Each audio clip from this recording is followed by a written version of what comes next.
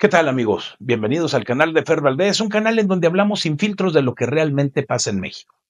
Hoy vamos a meternos de lleno en un tema que debería preocuparnos a todos los mexicanos: las elecciones al Poder Judicial de 2025. Un proceso que muchos están señalando como un fraude descarado. Y hablaremos también de las leyes de censura, esas que están surgiendo en estados como Puebla y Campeche. ¿Quieres saber qué está pasando con nuestra democracia? Quédate hasta el final, porque los datos que te voy a compartir el día de hoy son graves. Y créeme, no te los quieres perder. Empecemos.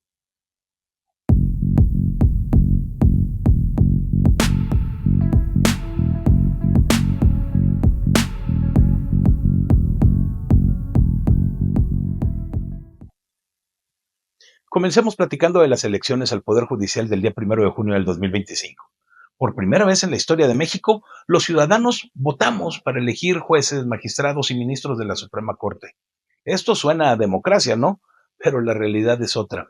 Según datos oficiales, la participación fue bajísima, apenas un 13% del padrón electoral. Es decir, solamente 13 millones de los más de 99 millones de mexicanos que podían votar se presentaron en las urnas.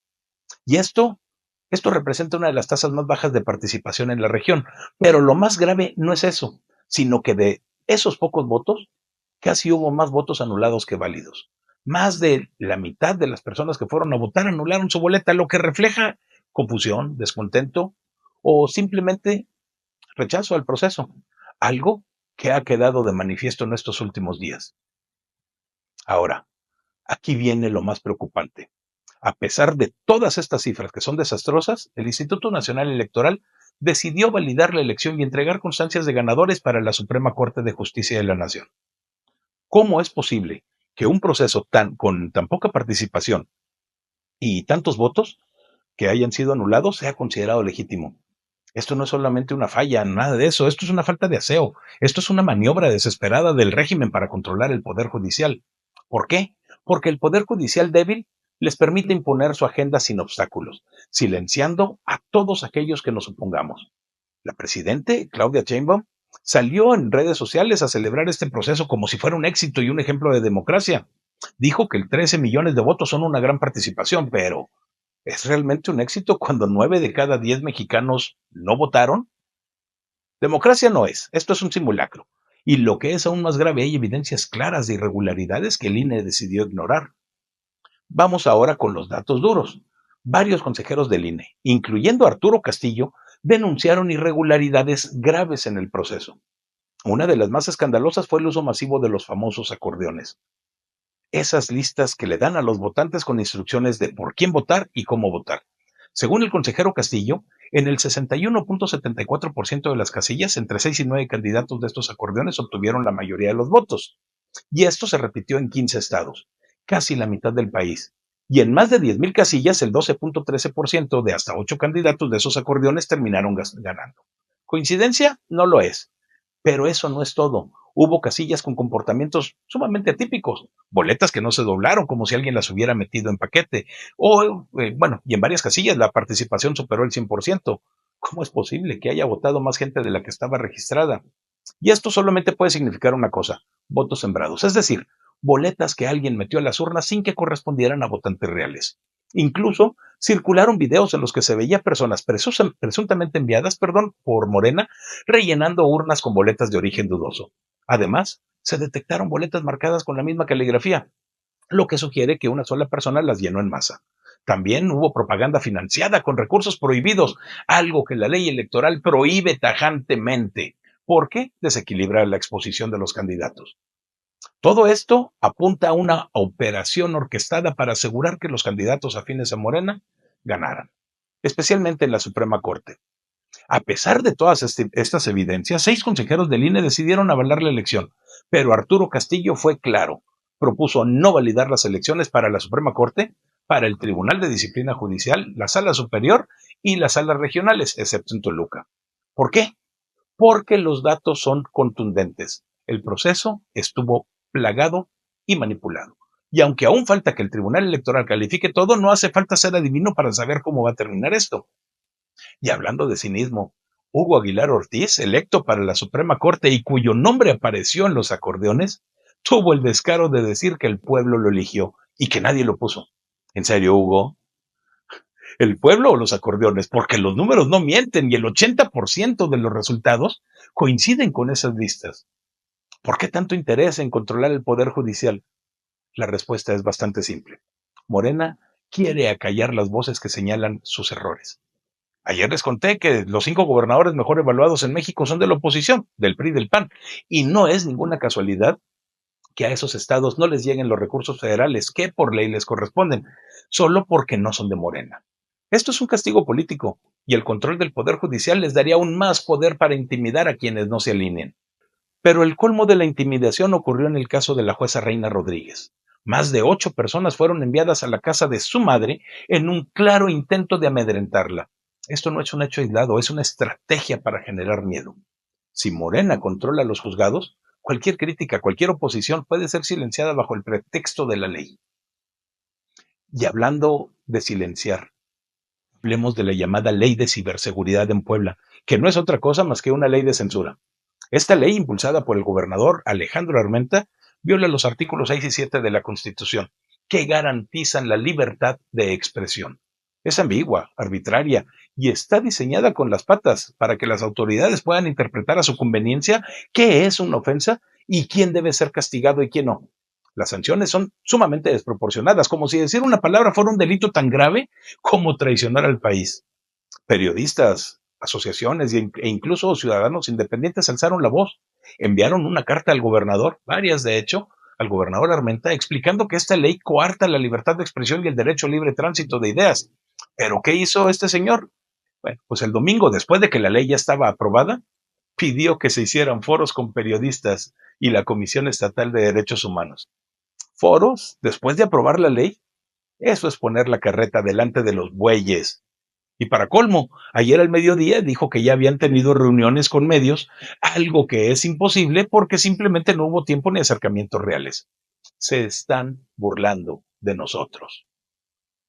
En Campeche, la gobernadora Laida Sansores no se queda atrás. Aprovechando que ya tiene el control de los tribunales, usó todo el poder del Estado para demandar al medio digital Tribuna y a su exdirector, acusándolos de incitar al odio. ¿Y qué pide? Una indemnización millonaria.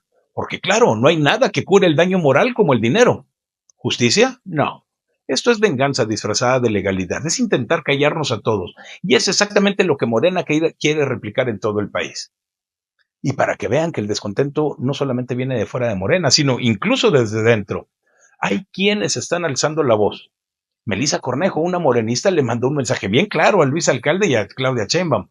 En un video dijo esta muchacha que se arrepiente del tono que utilizó para criticar la cancelación de visas por parte de Estados Unidos, pero que no lo hacía del fondo de su mensaje. Cornejo señaló que en su propio partido se están enfocando en la forma de las críticas y no en el fondo. Y eso es exactamente lo que pasa con las leyes de censura de Armenta y de Laida Sansores. Se fijan en cómo dices las cosas, no en lo que estás denunciando. Esto es una estrategia para desviar la atención de los verdaderos problemas. Eso creo. Oigan, lo que está en juego aquí no es solamente una elección o una ley, es nuestra democracia, nuestra libertad de expresión y nuestra capacidad de alzar la voz contra un sistema que quiere controlarlo absolutamente todo. Las elecciones judiciales del 2025 son un ejemplo muy claro de cómo Morena está dispuesto a manipular procesos para consolidar su poder y mantenerse en él, a pesar de las opiniones del pueblo que dicen ellos que están gobernando. Las leyes de censura en Puebla y Campeche son el siguiente paso para callarnos a todos, pero no vamos a quedarnos de brazos cruzados. La Constitución nos respalda. Los artículos 6 y 7 nos dan el derecho a hablar, a criticar, a exigir. Este canal, como siempre, va a seguir diciendo las cosas como son, aunque a todos estos oficialistas no les guste y les dé comezón. ¿Y tú? ¿Vas a dejar que te callen? Comparte este video, infórmate y no dejes que el miedo o la censura ganen. Recuerda que nosotros somos de resistencia. Bienvenidos al canal de Fer Valdés. Hoy quiero hablarles de algo que puede parecer lejano, pero que nos afecta a todos aquí en México. El conflicto entre Israel e Irán y cómo un lugar llamado el Estrecho de Hormuz podría cambiar nuestra vida diaria. No se preocupen si no saben mucho de estos temas porque voy a explicarlo de una manera sencilla, paso a paso, para que todos lo podamos entender. Vamos a hablar de qué relación tiene México con estos países, cómo el petróleo juega un papel importante y qué pasaría si ese estrecho se cierra. Al final, yo creo que entenderán por qué este tema es importante para nuestro país. Vamos a ello.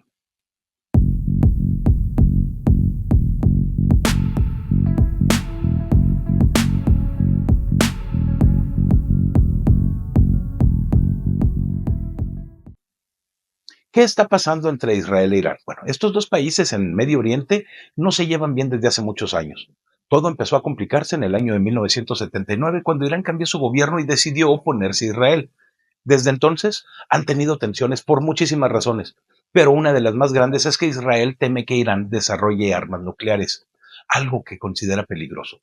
Por su parte, Irán apoya a grupos clasificados como terroristas que terminan atacando a Israel, lo que hace que la situación sea como una olla de presión esperando estallar. Este año las cosas se han puesto más graves. Han ocurrido ataques directos entre estos países y el mundo está preocupado porque esta pelea puede afectar algo muy importante, el petróleo. Y aquí es donde entra México, porque aunque estamos lejos, lo que pasa allá nos toca de cerca.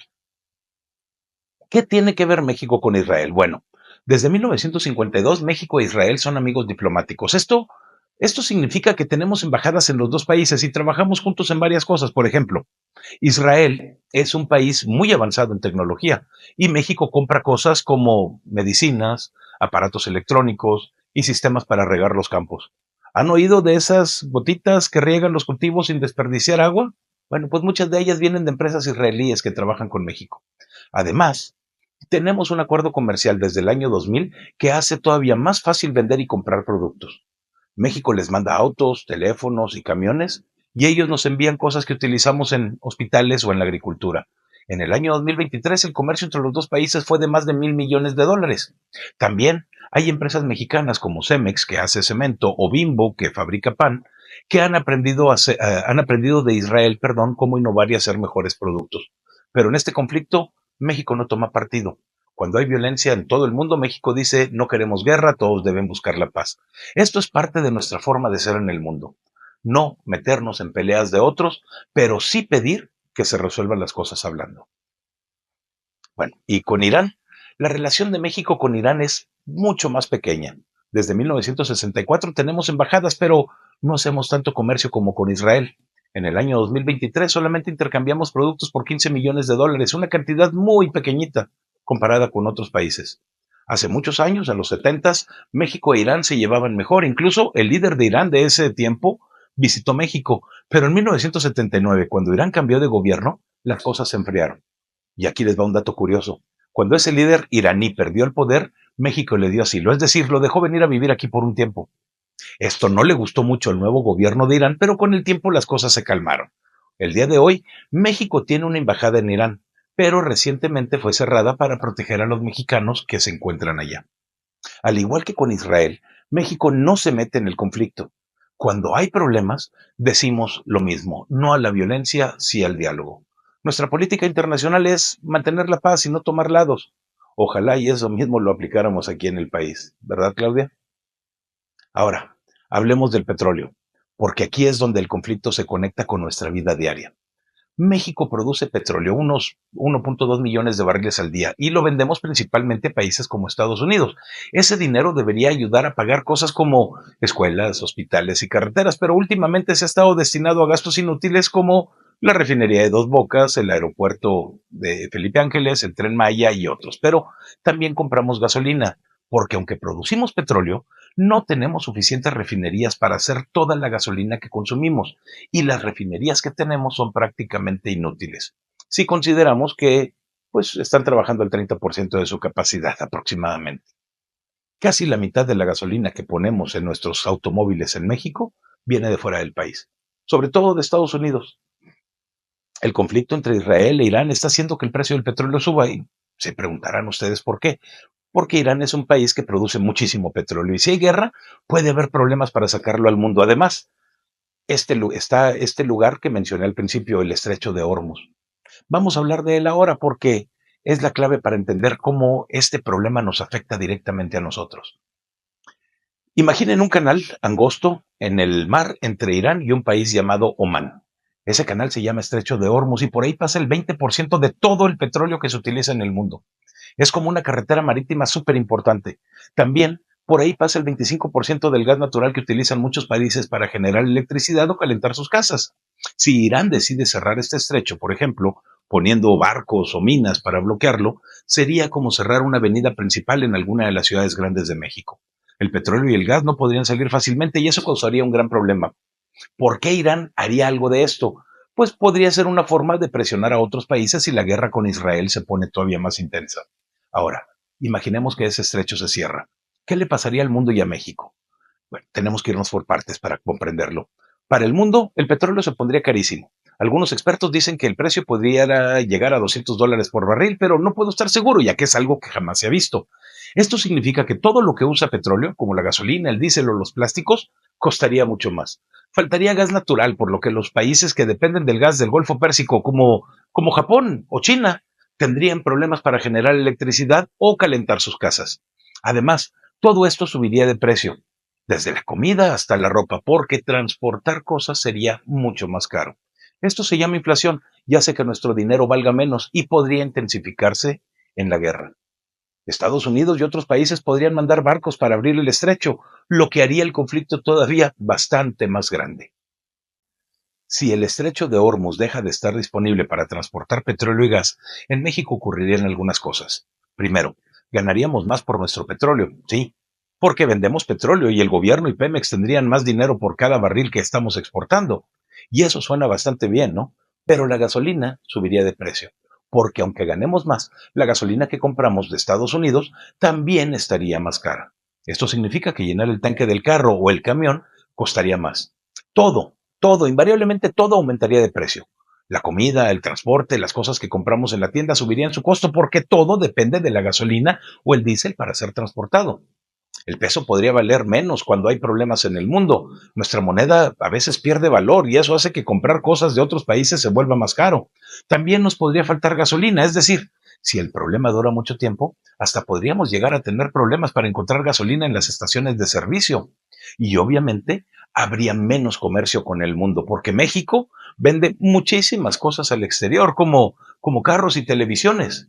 Si los barcos no pueden moverse bien, esas ventas van a bajar y eso terminaría afectando los empleos en el país. ¿Qué es lo que haríamos si esto llega a ocurrir? Bueno, México no se debe de quedar con los brazos cruzados y aquí van algunas cosas que podríamos hacer desde nuestro lado.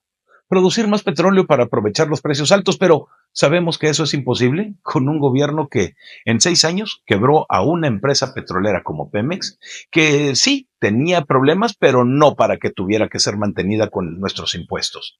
El gobierno también podría pedirnos que utilicemos menos gasolina o electricidad para no quedarnos sin nada, porque simplemente no tenemos capacidad de almacenamiento suficiente ni de gas ni de petróleo.